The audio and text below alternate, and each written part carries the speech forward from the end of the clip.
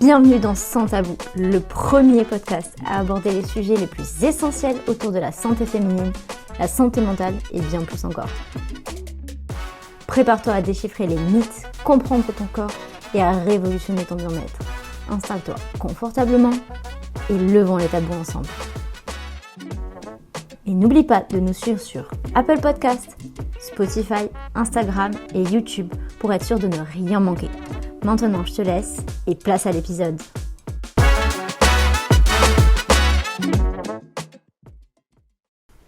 Bienvenue dans Sans Tabou, le podcast Sans Tabou. Bonjour Charlotte, bonjour Barbara. Aujourd'hui, on est avec vous dans Sans Tabou, le podcast du coup Sans Tabou. Je vais vous poser des questions sur vos premières règles, donc tout ce qui s'est passé, le processus et un peu des questions donc, sur votre vie de femme, on va dire. Je vais commencer, je vais vous laisser vous présenter. Donc qui vous êtes, ce que vous faites chez Moule et voilà. Du coup, bonjour. Donc moi c'est Charlotte. Je suis arrivée chez Moule il y a 2 semaines. Bienvenue. Merci. Donc je suis dans le pôle communication marketing et je suis spécialisée pour le montage vidéo. Et au niveau de mes études, je suis actuellement en master 2 à l'INSEC en marketing communication et stratégie commerciale. D'accord, merci. Hello. Donc moi c'est Barbara, je suis arrivée chez Moule il y a 3 semaines. Bienvenue aussi. C'est des fraîches, des recrues toutes fraîches. Et du coup je suis là en tant qu'assistante de direction. Voilà, j'ai 36 ans. Alors, est-ce que vous vous souvenez de quand vous avez eu vos premières règles? À quel moment de la période de votre vie c'est arrivé? J'ai pas besoin forcément d'un âge précis ou voilà, mais une partie. Et si oui, comment vous l'avez un petit peu vécu? Alors moi, j'ai eu mes règles entre la 4e et la 3e. C'était l'été, les vacances d'été. Du coup, j'avais 15 ans. C'est arrivé, j'étais chez ma tante. Le matin, je me suis réveillée et je me suis sentie pas normale, pas comme tous les matins. Et du coup, je me suis rendu compte en allant aux toilettes que j'avais mes règles. Donc voilà. D'accord. Moi, c'est à peu près le même scénario. Je pense que je devais être plus jeune. Je crois que j'étais en 6e, quelque chose comme ça. Je sais plus quel âge j'en ai en 6e, donc j'avais 12 ans peut-être. Je crois. 13 ans. Et pareil, un matin, je me lève et surprise aux toilettes. Bon, ça va, vous avez eu relativement de la chance. Vous étiez dans un environnement que vous connaissiez, on va dire, un peu familier. Ouais, c'est ça, quoi. C'était à la maison. Ouais, rien de particulier. Rien de particulier. Ouais, on s'y attendait, quoi. Tant mieux. Est-ce que vous avez eu des informations sur les règles? Est-ce que vous saviez ce que c'était avant même de les avoir, votre famille, votre entourage ou à l'école Comment vous avez... Voilà, est-ce que vous avez eu des informations sur ce que c'était? Oui, quand même. On en parlait, je pense, entre nous, déjà, entre filles à l'époque. Après, à l'école, il y a une éducation assez légère, mais elle a le mérite d'exister en cours de SVT ou d'éducation sexuelle. Donc on voit à peu près ce qui nous attend. Après, dans ma famille, ça n'a jamais été un sujet tabou, donc je pense que j'étais relativement préparée à ce qui m'attendait aussi. D'accord. Et toi, du coup, Charlotte? Alors, moi, en termes de cours, je me souviens pas du tout avoir eu des infos sur les règles avant de les avoir. Mais j'avais une grande sœur, mes copines qui les avaient toutes eues avant, vu que je les ai eues assez tard. Donc, ce qui fait que j'étais bien préparée quand même avant de les avoir. Ok.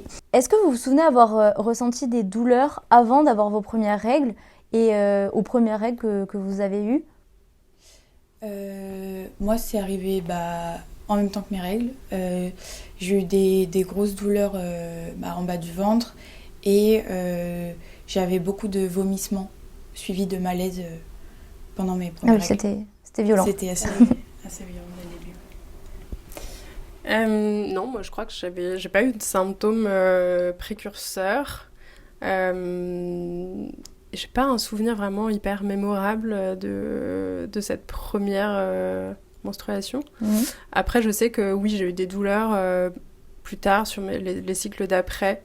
Vraiment des douleurs qui me descendaient jusque dans le haut des jambes. Ah oui, c'était... Mais c'était 1 ou 2 jours dans le mois, mais rien d'handicapant à ce stade. D'accord. Ouais. Oui, parce que je sais que pour ma part, j'ai eu mes règles vers 14-15 ans. Et je sais que 3-4 mois avant, j'étais pliée en deux. Après, j'ai plus eu ces douleurs, mais c'est pour ça que je demandais s'il y avait eu des symptômes avant. Non, vraiment, je n'ai pas souvenir là. Bon, tant mieux du coup. Est-ce que vous avez eu des règles régulières dès le départ ou elles se sont réglées avec une contraception après ? Il me semble, oui, que c'était relativement régulier.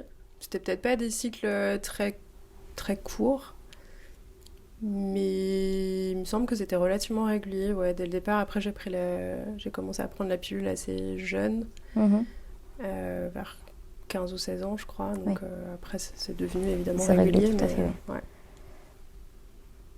Alors moi, c'était pas du tout régulier. Je les avais aussi sur une longue période et c'était aléatoire. Un coup je les avais, un coup je les avais pas. Il n'y avait pas de je les ai tous les mois en fait. Et du coup c'est pour ça que j'ai pris la pilule 1 an après à peu près. Et c'est ce qui m'a réglée. Qui t'a réglée, oui. Ouais. Ok. Donc là on parle aussi de la contraception. Est-ce que ça a changé quelque chose dans votre vie de la prendre, mis à part le fait d'être réglée? Est-ce que vous l'aviez pris dans un but précis? On avait tout à l'heure une invitée qui nous parlait qu'elle avait pris justement la pilule pour l'acné, mais aussi pour les douleurs. Est-ce que ça a changé quelque chose dans votre vie et dans quel but vous aviez pris la pilule initialement? Moi, j'ai pris la pilule pour mes règles et mon acné. Du coup, c'est pour ça que j'avais une pilule assez forte qui a réussi à m'enlever mon acné.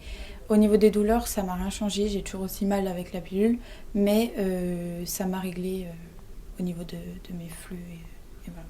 Top.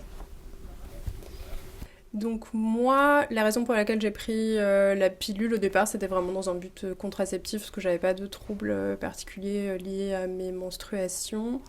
Après, j'ai dû changer plusieurs fois au cours de ma vie de pilules, et je sais qu'à un moment donné, il y en avait une qui me convenait pas du tout, ça me créait des gros problèmes de circulation sanguine.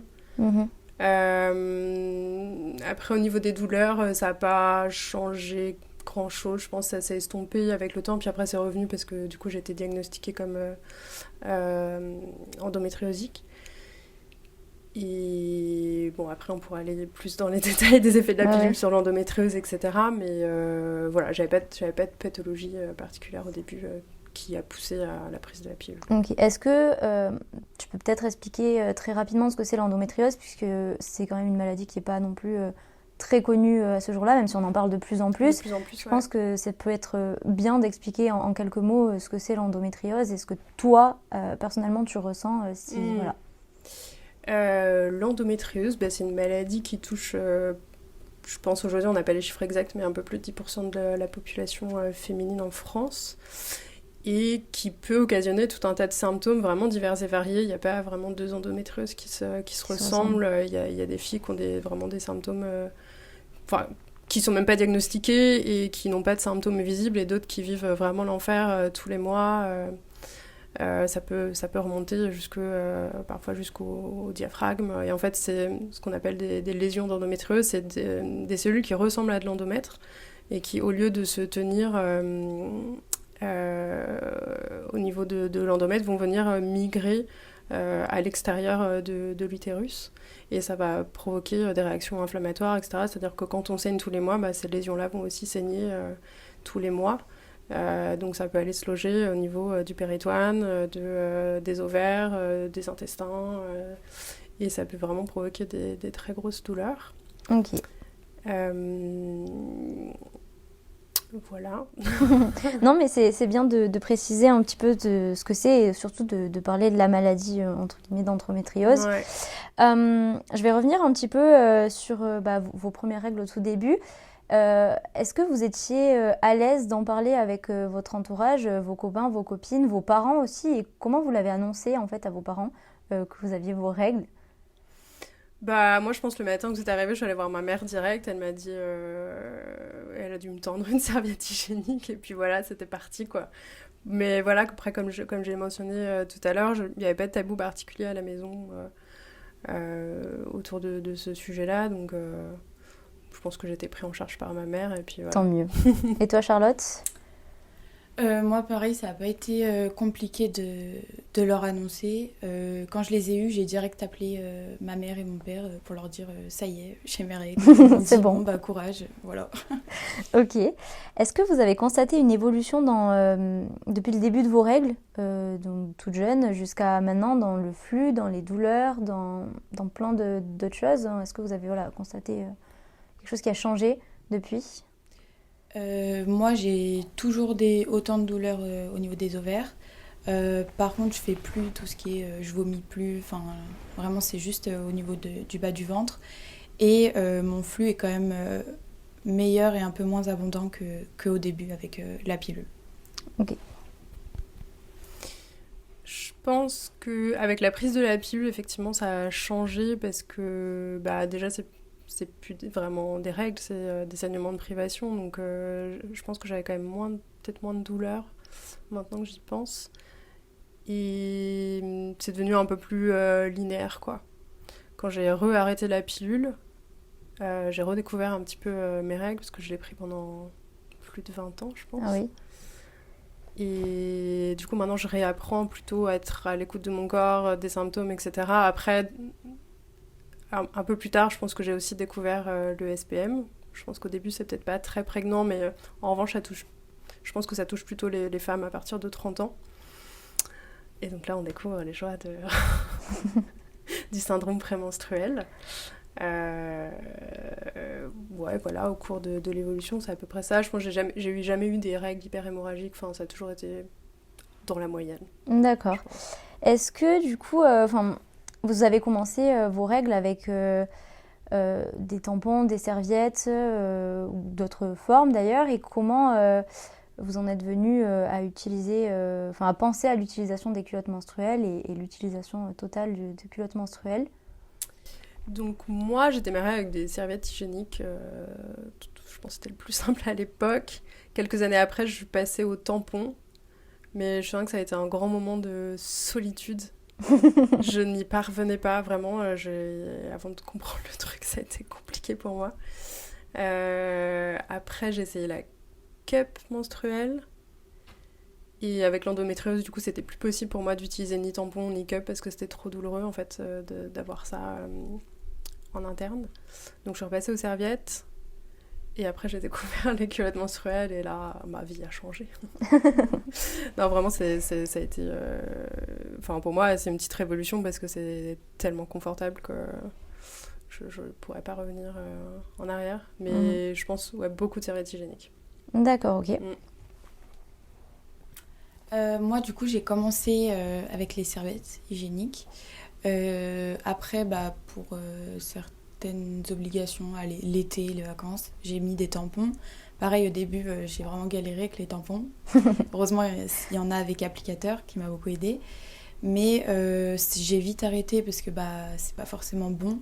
Après, les serviettes, c'est pas non plus hyper hygiénique. Mais du coup, je suis encore aux serviettes. J'ai beaucoup pensé à utiliser les culottes menstruelles. J'ai encore pas sauté le pas.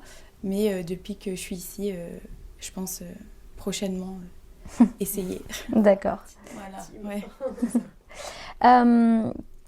Je vais vous demander, est-ce que vous avez des petites astuces pour, pas contrer, mais au moins vous soulager pendant vos douleurs de règles, des petits, soit remèdes de grand-mère, soit autres. Est-ce que vous avez une petite astuce à donner? Si vous n'en avez pas, c'est pas grave, mais si vous en avez, faites-nous le partager. Moi, j'ai pas vraiment d'astuces parce que avant, je prenais des médicaments. Maintenant, j'essaye d'éviter. Donc, je prends mal en patience, je m'allonge, je mets des tenues qui serrent pas le ventre. Je me masse un peu le bas du ventre et j'attends que ça passe. Voilà. Ouais, c'est un peu ça. Moi, j'ai pas des douleurs très très fortes pendant mes règles. Après, j'ai des douleurs un peu différentes qui sont liées à l'endométriose, qui m'empêchent parfois de m'asseoir, etc. Mais c'est pas un truc en continu au cours de la journée. Après, je peux avoir des migraines aussi pendant mes règles. Et j'essaye de ne pas prendre de médicaments, mais parfois c'est vraiment terrible, donc je prends des antidouleurs.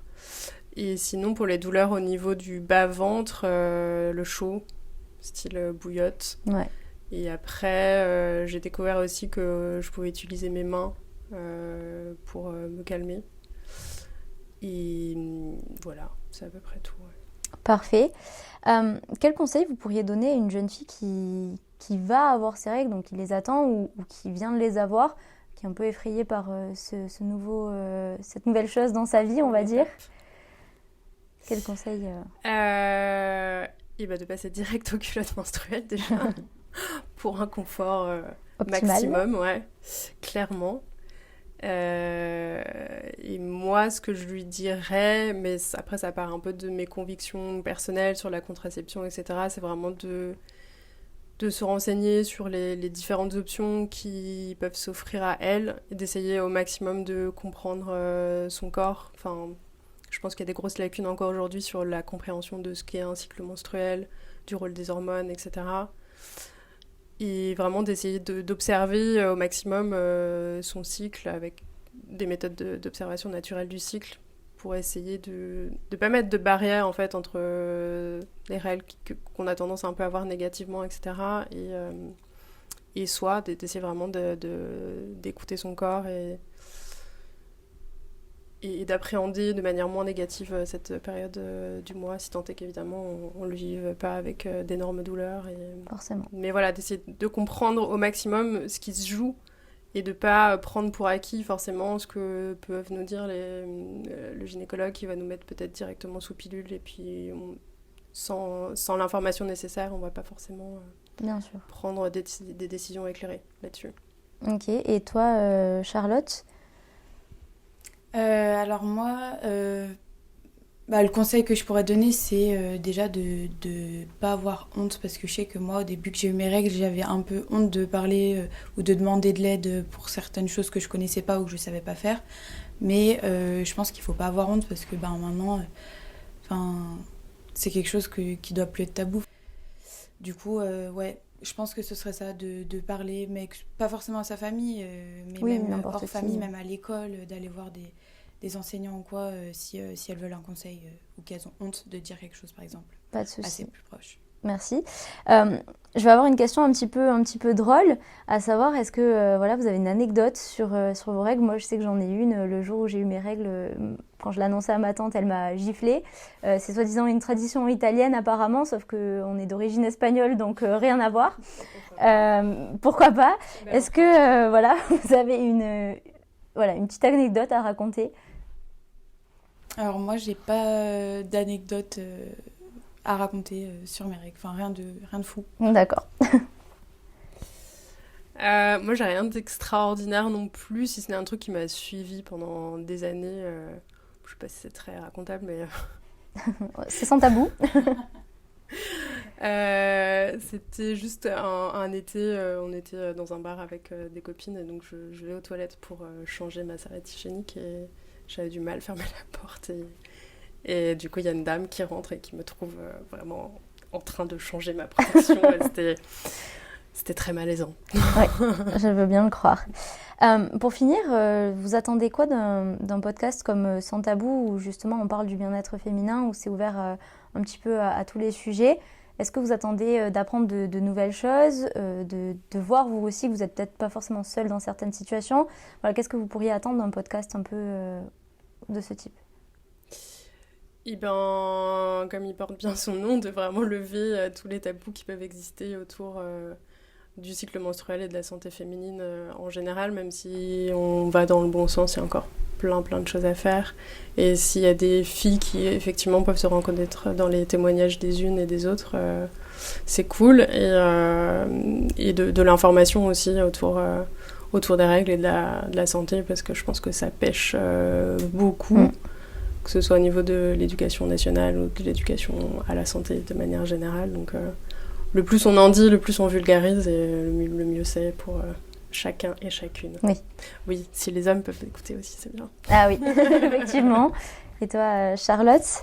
Moi, je pense qu'avec ce nouveau podcast Sans Tabou, on va pouvoir beaucoup en apprendre, parce qu'on pense tout savoir, mais... je pense qu'on ne sait pas la moitié de tout ce qui peut exister autour de la femme. Merci du coup Charlotte et Barbara pour vos confessions. Merci pour tout ce que vous avez pu nous dire. Et puis on se retrouve dans une prochaine émission, dans un prochain podcast de Sans Tabou.